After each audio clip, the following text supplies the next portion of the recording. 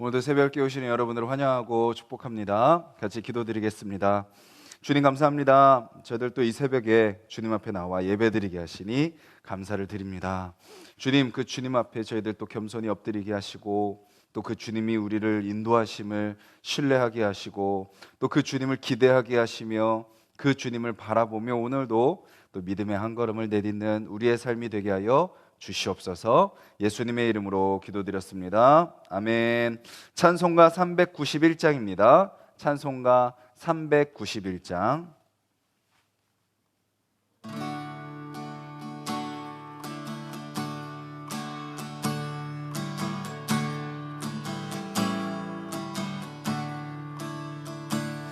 오 놀라운 구세주 예수 내 주 참 능력의 주시로다. 큰 바위 및 안전한 그곳으로 내 영혼을 숨기시네. 메마른 땅을 종일 걸어가도 나 피곤치 아니하며 저 위험한 곳 내가 이를 때면 큰 바위에 숨기시고 주 손으로 덮으시네. 오 놀라운 구세주 예수 내 주 내 모든 짐 벗기시네. 죄악에서 날 끌어 올리시며 또 나에게 힘 주시네. 메마른 땅을 종일 걸어가도 나 피곤치 아니하며 저 위험한 곳 내가 이를 때면 큰 바위에 숨기시고 주 손으로 덮으시네. 증량 못할 은혜로 채우시며 늘 성령에 감화주사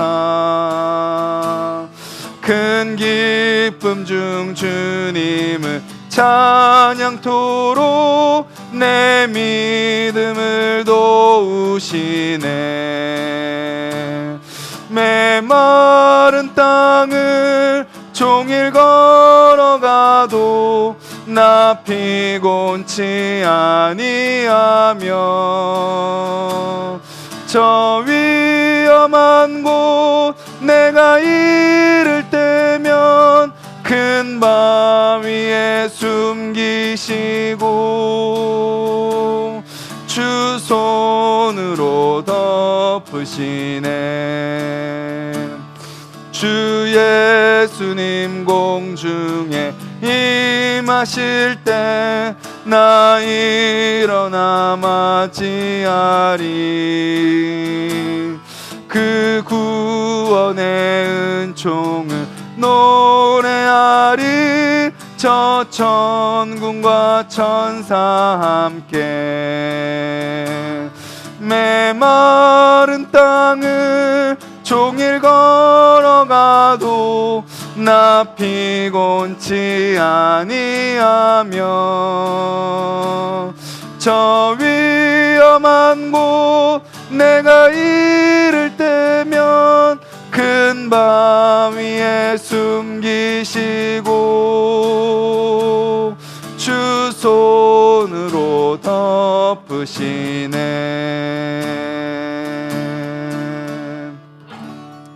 우리 찬양의 가사를 기억하면서 한번 기도했으면 좋겠습니다. 주님, 우리 삶 가운데 우리가 감당할 수 없는 현실, 우리가 감당할 수 없는 사람, 우리가 감당할 수 없는 또 때로는 나 자신의 연약함 가운데 우리가 살지만 주님, 그 가운데서 우리가 다시 오늘 믿음으로 나아갈 수 있는 이유는 우리를 붙드시는 그 놀라운 구세주 예수 그리스도께서 우리와 함께 계심을 우리가 기억하며 살아가게 해달라고, 끊임없이 사단이 우리를 두렵게 하고 우리를 겁주고 속이고 우리를 잘못된 길로 시험하며 유혹한다 할지라도 그 주님 바라보며 목자 되시는 그 주님 따라 순종하며 걸어가게 하여 주시옵소서. 우리 같이 기도드리도록 하겠습니다.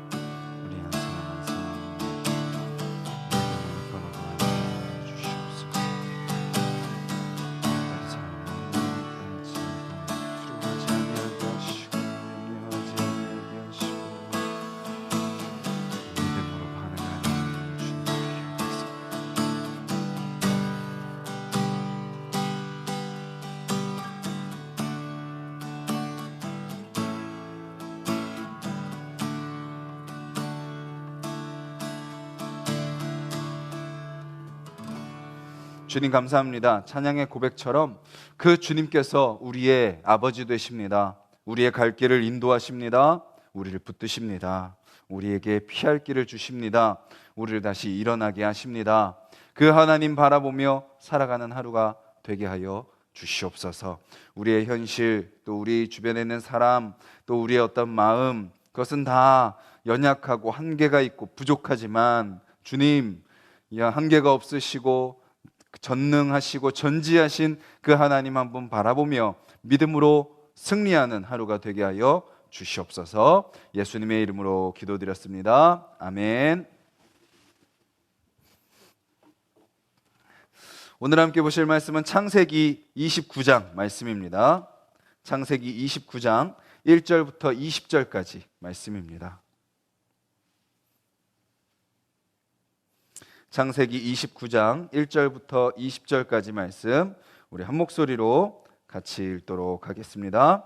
야곱이 길을 떠나 동방 사람의 땅에 이르러 본즉 들에 우물이 있고 그 곁에 양 세 떼가 누워 있으니 이는 목자들이 그 우물에서 양 떼에게 물을 먹임이라. 큰 돌로 우물아기를 덮었다가 모든 떼가 모이면 그들이 우물아기에서 돌을 옮기고 그 양 떼에게 물을 먹이고는 우물아기 그 자리에 다시 그 돌을 덮더라. 야곱이 그들에게 이르되 내 형제여 어디서 왔느냐? 그들이 이르되 하란에서 왔노라. 야곱이 그들에게 이르되 너희가 나홀의 손자 라반을 아느냐? 그들이 이르되 아노라. 야곱이 그들에게 이르되 그가 평안하냐? 이르되 평안하니라. 그의 딸 라헬이 지금 양을 몰고 오느니라. 야곱이 이르되 해가 아직 높은즉 가축 모일 때가 아니니 양에게 물을 먹이고 가서 풀을 뜯게 하라. 그들이 이르되 우리가 그리하지 못하겠노라. 때가 다 모이고 목자들이 우물아기에서 돌을 옮겨야 우리가 양에게 물을 먹이느니라. 야곱이 그들과 말하는 동안에 라헬이 그의 아버지의 양과 함께 오니 그가 그의 양들을 치고 있었기 때문이더라.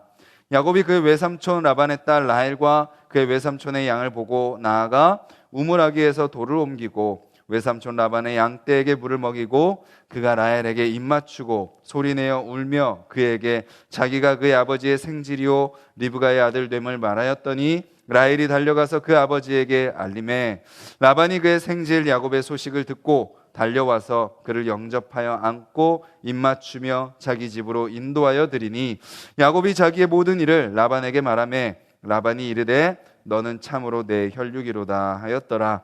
야곱이 한 달을 그와 함께 거주하였더니 라반이 야곱에게 이르되 내가 비록 내 생질이나 어찌 그저 내 일을 하겠느냐? 내 품삯을 어떻게 할지 내게 말하라. 라반에게 두 딸이 있으니 언니의 이름은 레아요 아우의 이름은 라헬이라. 레아는 시력이 약하고 라헬은 곱고 아리따우니 야곱이 라헬을 더 사랑함으로 대답하되 내가 외손촌의 작은 딸 라헬을 위하여 외삼촌에게 7년을 섬기리이다. 라반이 이르되 그를 내게 주는 것이 타인에게 주는 것보다 나으니 나와 함께 있으라. 야곱이 라헬을 위하여 7년 동안 라반을 섬겼으나 그를 사랑하는 까닭에 7년을 며칠 같이 여겼더라. 아멘. 점점 더 우리가 살아가는 이 세상은 우리의 어떤 노력과 우리의 어떤 가지고 있는 것과 우리의 힘을 요구하는 세상입니다. 스스로 개척해야 되는 세상입니다. 점점 더 기술이 발전하고 사람들이 지식이 많아지고 예전보다 많은 것을 누리는 것 같은데요, 우리의 인생이 더 어떻죠? 더 험난해지는 것 같습니다. 우리 자녀들이 살아가는 세상, 우리가 많은 것을 이뤄놨고 우리가 많은 것을 또 준비했고 많은 것을 했기 때문에 우리 자녀들이 좀 더 편안하게 살 수 있을 거라고 예상이 돼야 되지만 어떤가요? 우리 자녀들의 삶을 생각할 때 더 걱정되고 더 불안하고 더 불쌍해 보입니다. 더 치열한 삶을 살아가야 됩니다. 점점 더 경쟁이 더 심해집니다.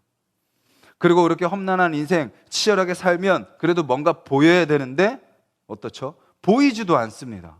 그렇게 치열하게 노력한다고 해서 뭔가 보장되는 것도 아닌 인생, 또 그렇게 많은 것을 누린 것처럼 보이고 많은 것을 할 수 있는 것처럼 보이지만 이 질병 앞에서 아무것도 할 수 없는 우리의 또 연약한 모습, 그저 숨어 있어야 되고 격리돼야 되고, 그렇게 발전한 과학, 그렇게 발전한 의료, 그런 것들이 결코 이 창고라는 질병 앞에서 아무것도 할 수 없는 우리의 연약함을 보여주는 것 같습니다. 그래서 많은 사람들은 어떻게 합니까? 두려워합니다. 절망합니다. 좌절합니다. 그리고 포기하죠.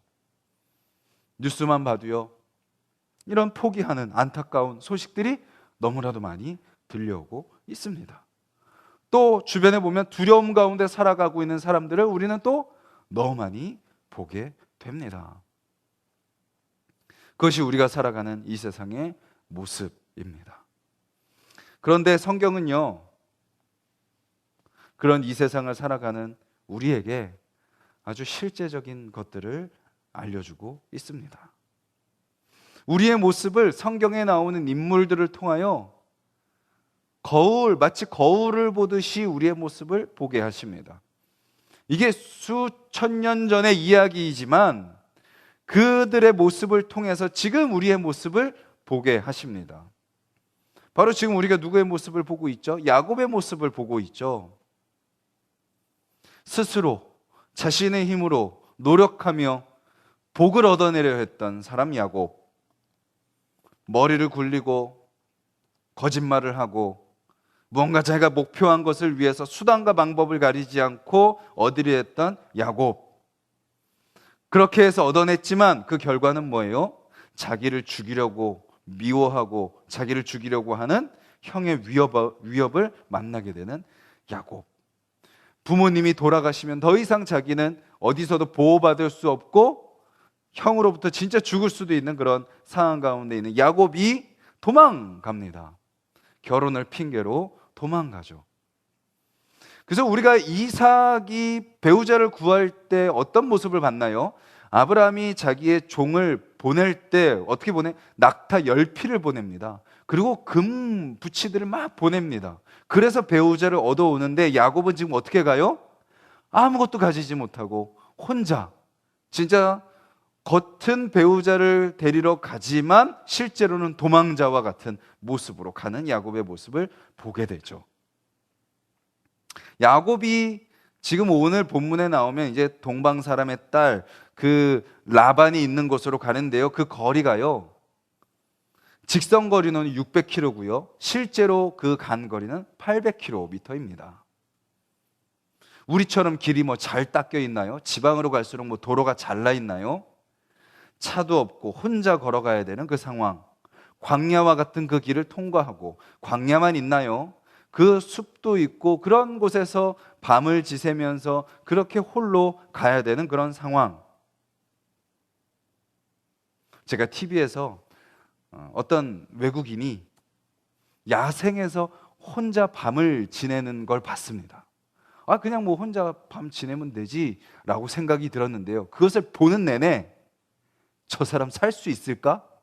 라는 생각이 제가 긴장을 하면서 그것을 보게 되더라고요. 그 숲속에서 하룻밤을 혼자 맨몸으로 지낸다는 것, 그것이 얼마나 위험한 것인지 제가 그것을 보면서 깨달았습니다. 그것을 보고 야곱이 지금 광야에서 이 800km를 혼자 가는 이 과정을 생각해 보니까 이거는 이 하루하루 살아있는 게 하나님의 놀라운 은혜인 거예요. 그런 야곱에게 어제 우리가 말씀을 살펴봤었죠. 하나님이 찾아오십니다. 찾아오셔서 그에게 말씀하시죠.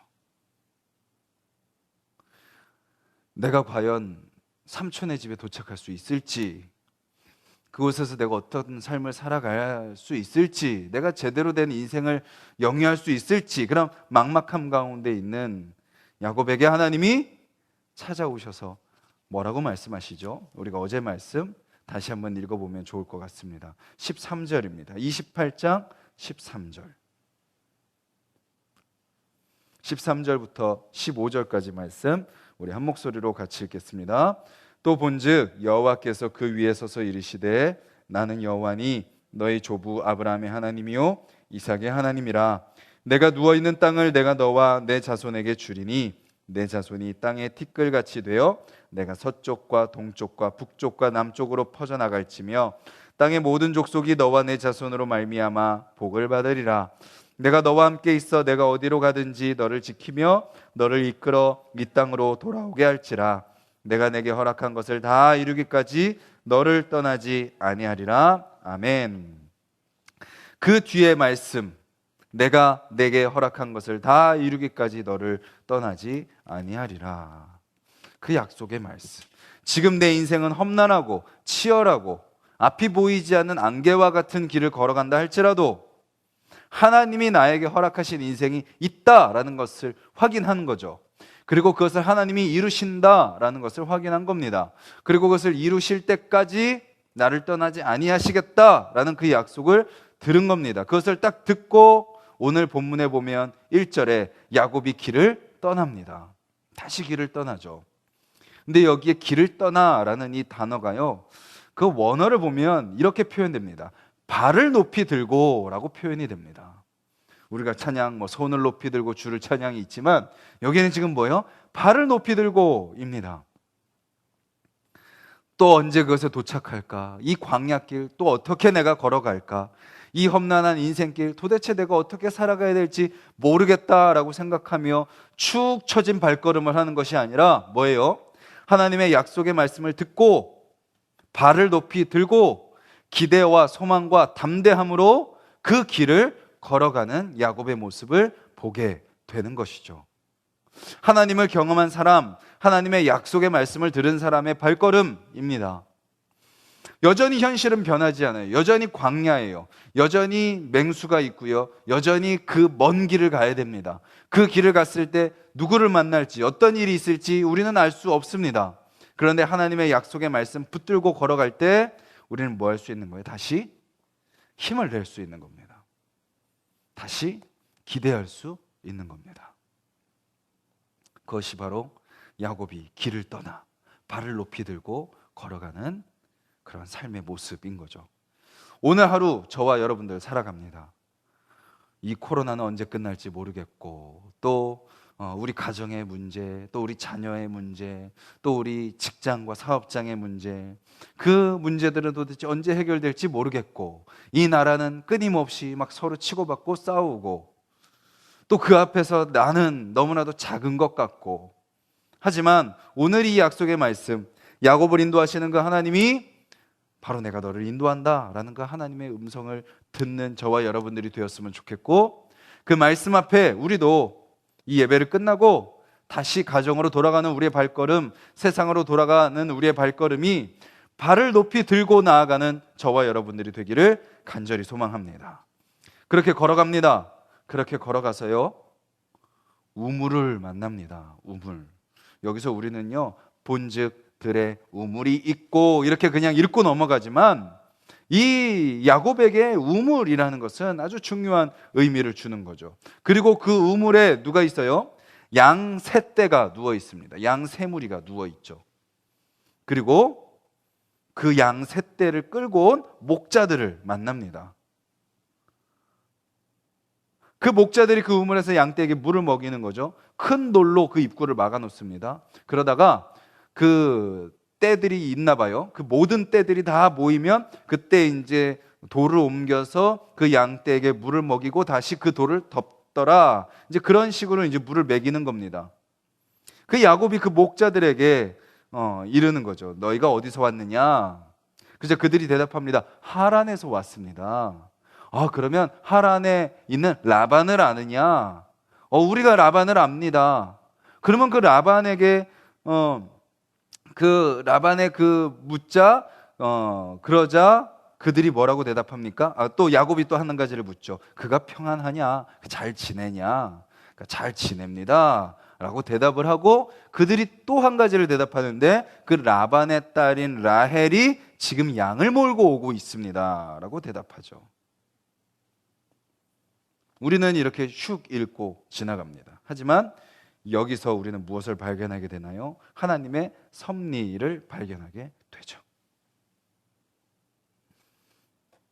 옛날에 전에 교회에 있을 때 그 전도 행사를 하면 불렀던 찬양, 또 이렇게 다락방 행복 파티를 하면 불렀던 찬양이 있습니다. 노사연의 만남입니다. 우리 만남은 우연이 아니야. 그것은 우리의 바람이었어. 그 앞줄, 우리 만남은 우연이 아니야 라는 게 때로는 그 하나님이 우리를 향한 섭리인 것 같습니다. 근데 그 뒷가사가 어떻게 바뀌는 거예요? 그것은 뭐예요? 주님의 계획인 거죠. 저와 여러분들이 이 자리에 만나 있는 것도, 여러분이 배우자를 만나서 결혼하시고 자녀를 만난 것도, 우리가 직장 속에서 또 직장의 동료들을 만난 것도, 사업장을 운영하면서 사업장의 거래처 사람들을 만나는 것도, 그것이 뭐라고요? 우연이 아니라는 거죠. 하나님의 계획이라는 것입니다. 야곱이 발을 높이 들고 하나님의 약속을 기대하며 걸어갈 때 누구를 만나요? 목자들을 만납니다. 그 800km 되는 그 과정 속에서 그 목자들을 그 시간에 그 우물에서 만난다는 것 우연일까요? 그리고 그 온 목자들이 어디서 온 목자들이에요? 그 수많은 지역 속에서 하란이라는 지역에서 왔다는 게 우연일까요? 그리고 그 하란이라는 그 큰 동네에서 라반을 안다는 것이 우연일까요? 그리고 그 라반을 아는 그 목자들이 심지어 그 라반의 딸인 라헬도 이곳으로 오고 있다는 소식을 알려주는 것이 우연일까요? 그리고 그 대화가 마치자마자 누가 도착해요? 라헬이 도착하는 것을 보게 됩니다. 이 모든 것이 뭐예요? 세상은 우연이야. 야, 우연히 그렇게 된 거지. 너무 의미 부여하지 마 라고 이야기하지만 믿음의 사람들은 뭐예요? 그 하나가 우리에게는 큰 의미가 되는 것입니다. 그 만남 하나하나, 그 대화 한마디 한마디, 그 상황들이 하나님이 우리에게 계획하신 그 계획이 이루어지는 과정이다라는 거죠. 바로의 딸이요, 그때 그 강가에 가서 무엇을 발견해요? 갈대 상자를 발견하죠. 그때 발견한 그 아기가 모세였던 것입니다. 그것이 우연일까요? 그 넓은 강에 그 수많은 아이들이 또 버려졌을 텐데 모세를 발견한 거죠. 바벨론 포로 시기에 남아있던 포로들이 다 몰살당할 위기를 만납니다. 그런데 이방 왕인 아하수에로 왕이 밤에 잠이 안 오는 거예요. 잠이 안 와서 그냥 뒤척이다가 일어나서 그냥 서재에 가서 궁중일기를 찾아서 읽는데 자기를 구해준 이스라엘 사람의 이야기를 읽은 거죠. 그것을 통해서 몰살당할 뻔했던 바벨론에 남아있던 이스라엘 사람들이 역전이 되는 그런 놀라운 기적을 경험하게 됩니다. 아하수에로 왕이 밤에 잠이 안 온 것 우연일까요? 궁중일기를 읽은 것 우연일까요? 성경에 보면 수많은 스토리들이 나오죠. 다 우연인가요? 그것은 성경은 뭐라고 이야기하나요? 태초에 하나님이 계획하신 대로 그 모든 것이 이루어진다라는 것을 우리는 알게 됩니다. 우연한 일은 없습니다. 우연한 만남도 없습니다. 우연한 실패도 없습니다. 우연한 기다림도 없습니다. 모든 것이 다 뭐예요? 하나님의 섭리로 인한 필연인 것이죠. 우리가 험난한 인생을 살아갑니다. 나중에 야곱이 바로 앞에 서서도 뭐라고 고백해요? 내가 험난한 인생을 살아왔습니다 라고 고백하죠. 지금 이 시대도 똑같습니다. 아무리 풍요하다고 해도 우리의 내면은, 우리의 인간의 본성은 똑같이 험난하고 치열하고 안개와 같은 인생을 살아가는 두렵고 연약한 존재입니다. 그런 우리에게 주님이 오늘도 말씀하시는 거죠. 내가 너와 함께 있고 내가 너에게 허락한 일을 이루기까지 너를 떠나지 아니하리라. 그 약속의 말씀 붙들고 발을 높이 들고 걸어가는 저와 여러분들이 되기를 간절히 소망합니다. 그리고 그 과정 속에서 주님이 허락하시는 그 만남 속에서, 또 그 대화 속에서, 그 상황 속에서, 때로는 어려움 속에서, 환난 속에서 있을지라도 그 속에서 주님이 우리와 함께 하시고 우리로 하여금 계획하신 대로 이끄시는 그 주님을 기대하며 믿음으로 붙드는 저와 여러분들이 되었으면 좋겠고, 그렇게 걸어가는 저와 여러분들을 통하여 하나님께서 허락하신 일들이 이루어지는 것을 나를 통해서 경험하고 서로를 통해서 경험하며 주님께 영광 올려드리며 살아가는, 그렇게 또한 주님을 증거하며 살아가는 저와 여러분들이 되기를 주님의 이름으로 간절히 소망합니다. 우리 같이 말씀을 기억하면서 기도하기를 원합니다.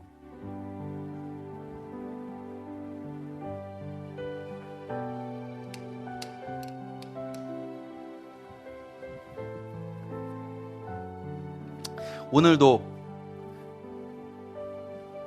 그 다음 이 예배 이후 시간을 알 수 없는 하루를 살아갑니다. 그 앞에서 분명한 것은 세상은 더 치열하고 우리는 더 연약하다라는 것입니다. 아무리 많은 것을 가지려고 애쓰고 발부둥 쳐도 우리는 점점 더 연약해질 수밖에 없는 자들입니다. 그런 우리에게 주님은 사명을 맡겨주셨습니다. 그냥 우리를 던져놓지 않으셨습니다. 우리를 선택하시고 우리를 부르시고 우리를 모으시며 우리에게 사명을 맡겨주셨습니다. 그 사명을 감당하며 나아가는 우리의 그 모든 과정, 때로는 험난하고 어려울지라도 개인적으로, 가정에서, 공동체를 통해